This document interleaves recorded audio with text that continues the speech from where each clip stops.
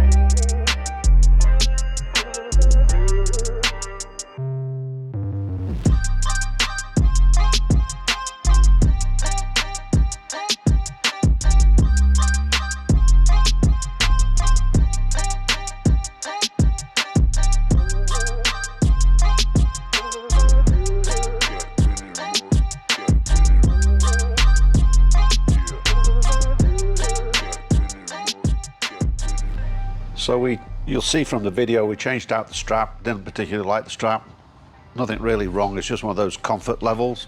And I think if that little voice goes off in your head, you should always listen to it.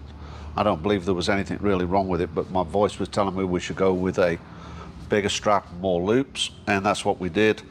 The old unit, I don't know what you call that, is off. It's called a jack plate, and that came off really well.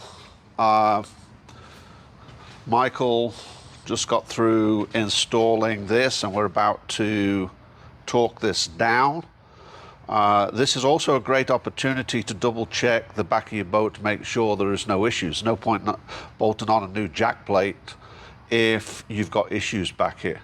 So we did a discount double check, make sure everything's good. We've got not rot, or when we tighten it back up, things felt squishy, any of that kind of stuff. I don't really know I mean, you obviously would have a sense from my point of view that you would know if you have a problem back here when you start to do up the bolts, or when you pull the bolts out, if where the through holes were, if there is rotten stuff in there. You need to take a time out and make some decisions about what you're going to do. That stuff is not going to go away, and it's a great way for you to leave your motor behind at some point in time. So we're going to torque these bad boys down.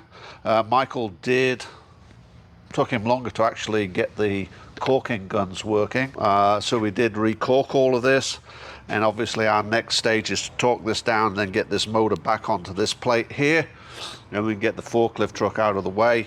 And don't want to kind of get overconfident, but I think all the planning Michael did yesterday has paid off. The one thing that does irritate the crap out of me, I see this on all of the boats, you know, it's like they find the smallest, flimsiest washers. I think this is an application, quite honestly, where it really needs a bigger washer. So that's my 10 cents worth. So we're going to get back into it. Hopefully here within the next hour we'll have this thing at least back together, and then it's down to wiring and stuff. So anyway, we'll keep you updated. Thanks.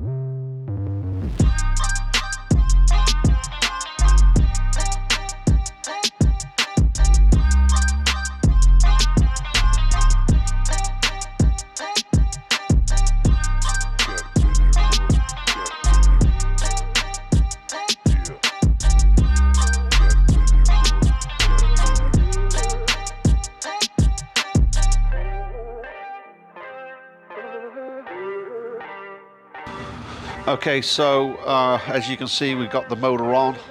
Was able to reinstall this, which is always good. On some applications you can't. We're going to have to double check. It's pretty tight down here, but we have about 1/4 of an inch at the bottom, so we shouldn't rub, but we will do a discount double check on that.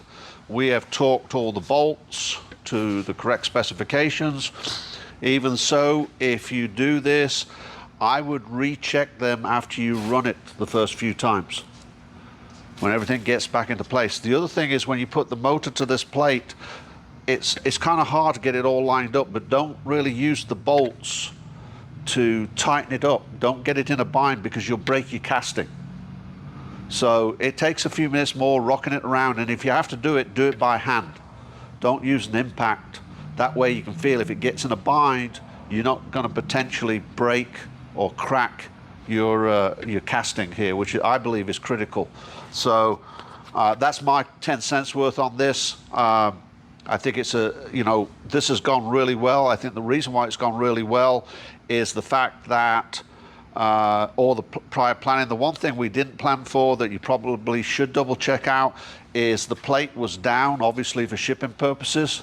So we had to raise the jack plate up, because if not, the motor would have been hitting the floor. On this particular boat, we couldn't drop the nose anymore because it's already all the way down, believe it or not. So I thought it's gone really well so far. We still have some tension on here. We've still got to torque everything down, and we will probably check that 2 or 3 times before it leaves here. So I think this has gone pretty good. We're looking at probably a little over 2 hours. Dispute on how long it took, I don't really care. So with both of us working on it, it took 5 hours. So anyway, it's going well. I would suggest a bigger piece of wood down here. I don't know what this 2x4 is going to do if the motor drops. But anyway, I don't know what we've got to do to it now. What have we got to do to it now? Run all the wiring. Okay, so Michael's got to run all the wiring, and the motor is basically sitting on here right now. We have a little bit of tension on these, but as you can see, not a bunch. That way, if there is a problem, the motor doesn't end up on the floor. Michael did that to his boat one time, so we don't like to make those mistakes. Luckily it was his boat, not a customer boat. So anyway, that's kind of the update. He's telling me to hurry up because the battery's about to die. So if you're going to do this, make sure you plan ahead, make sure you have the tools, you know, just follow the video. You're going to need people, you're going to need a forklift truck or some kind of thing. And I'm going to give you my 10 cents worth on something, okay? I love Arbor Freight. I love places like that where you can get some pretty good tools at a reasonable price. There's nothing wrong with those tools. But I'm going to say certain things like lifting stuff and what have you, I would make sure that I double check the hell out of it. I just don't believe that you go, nothing against any of those people, but if you're using something to lift, make sure that you get the very best that you can. Don't put yourself or friends in jeopardy by not double checking out your straps, your chains, your lift, or what you're hooking it up to lift up the motors. Just keep that in mind, okay? Thanks.